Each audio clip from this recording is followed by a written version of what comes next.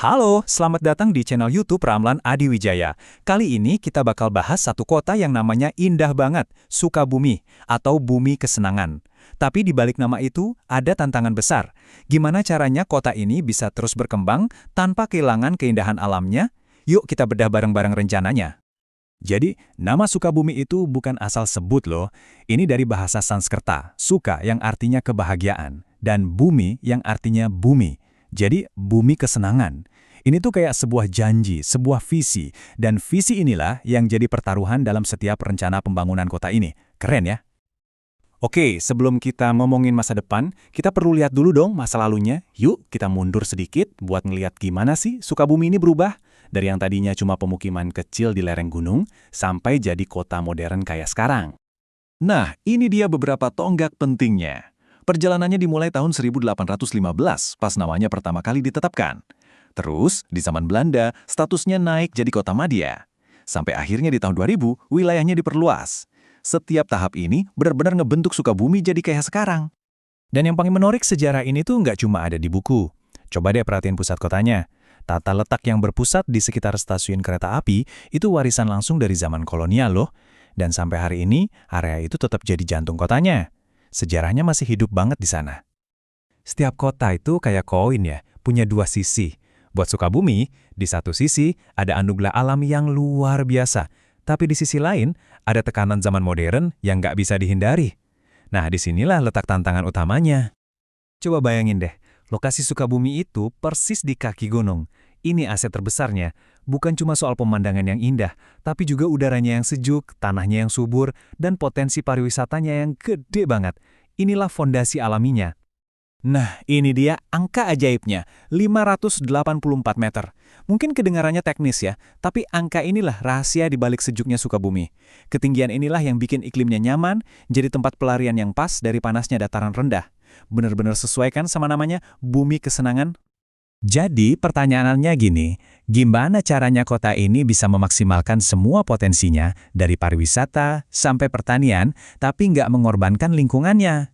Soalnya, di balik setiap peluang itu ada resiko banjir, longsor, dan hilangnya lahan hijau kalau pembangunannya nggak terkendali. Nah, buat menghadapi dilema ini, Sukabumi udah nyiapin semacam cetak biru. Yuk kita bedah rencananya buat lihat gimana kota ini mau mengarahkan masa depannya biar namanya tetap relevan.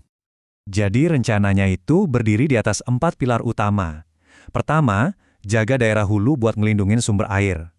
Kedua, bangunnya ke atas di pusat kota, jangan melebar ke samping makan lahan hijau. Ketiga, fokus ke transportasi publik. Dan yang terakhir, pastikan ada banyak ruang terbuka hijau buat warganya. Ngomongin ruang terbuka hijau, targetnya itu minimal 30% dari luas kota. Angka ini penting banget. Ini ibaratnya paru-paru kota. Nah, 30% ini dibagi jadi 20% buat ruang publik kayak taman, dan 10% lagi buat ruang hijau pribadi, misalnya halaman rumah. Perencanaan yang bagus itu artinya semua ditempatin di tempat yang pas. Jadi, lereng-lereng curam itu jadi zona konservasi buat jaga air. Pusat kota buat tempat tinggal sekaligus bisnis. Industri kreatif ada di zona sendiri. Sementara pertanian di pinggiran kota dijaga buat pasokan makanan. Semuanya diatur. Buat ngatasin banjir, mereka nggak cuma ngandelin beton. Kerennya, mereka mau pakai solusi dari alam. Coba bayangin taman kota yang juga bisa jadi tempat resapan air pas hujan gede. Ini cara pintar buat bekerja bersama alam, bukan melawannya. Oke, rencananya udah keren. Tapi gimana cara ngejalaninnya? Soalnya rencana sebagus apapun nggak ada artinya tanpa eksekusi yang benar kan? Nah, kita lihat sekarang peta jalannya. Jadi, ini bukan cuma wacana, aksinya dimulai sekarang. Setahun pertama, fokusnya metain area-area berisiko. Terus, dalam 3 tahun, mulai ada proyek percontohan drainase. Lanjut lagi, dalam 5 tahun, aturannya diubah, biar orang mau bangun di dekat jalur transportasi umum. Langkah kecil, tapi konkret. Tapi pada akhirnya, semua ini bakal balik ke satu kata kunci, konsistensi. Rencana tata ruang wilayah ini bisa jadi dokumen yang luar biasa, tapi sukses atau enggaknya itu tergantung banget sama penegakan aturan yang tegas. Inilah kunci utamanya. Nah, kita sampai di akhir. Rencananya ada, tantangannya juga nyata. Pertanyaan besarnya sekarang adalah, apakah perencanaan yang cerdas dan eksekusi yang konsisten ini benar-benar bisa bikin Sukabumi jadi bumi kesenangan yang sejati buat kita dan juga generasi yang akan datang? Gimana menurut kalian?